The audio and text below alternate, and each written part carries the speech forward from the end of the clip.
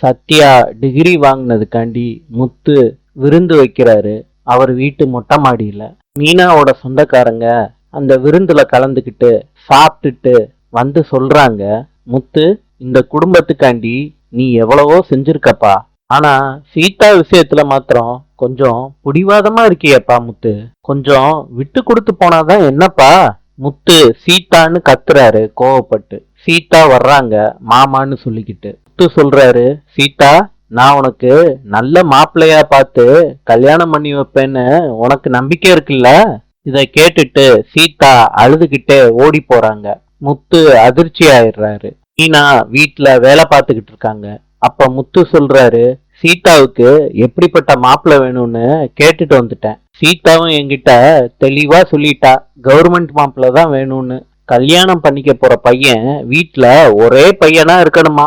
மீனா சொல்றாங்க, இத கேட்டுட்டு, சீதா யார மனசுக்குள்ள வச்சுக்கிட்டு இத உங்ககிட்ட சொல்லியிருப்பான்னு கொஞ்சமாவது யோசிச்சு பாத்தீங்களா?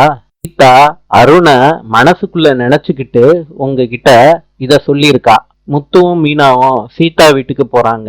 அப்ப முத்து கேக்குறாரு, சீதா, நீ அருணை மனசுக்குள்ள நினைச்சுக்கிட்டு தான் என்கிட்ட அந்த பதில சொன்னியா? சொல்லு சீதா. சீதா சொல்றாங்க, ஆமா மாமா, நான் அருணை மனசுல நினைச்சுக்கிட்டு தான் உங்ககிட்ட சொன்னேன். முத்து கோபமாயிடுறாரு. நாளை சந்திப்போம்.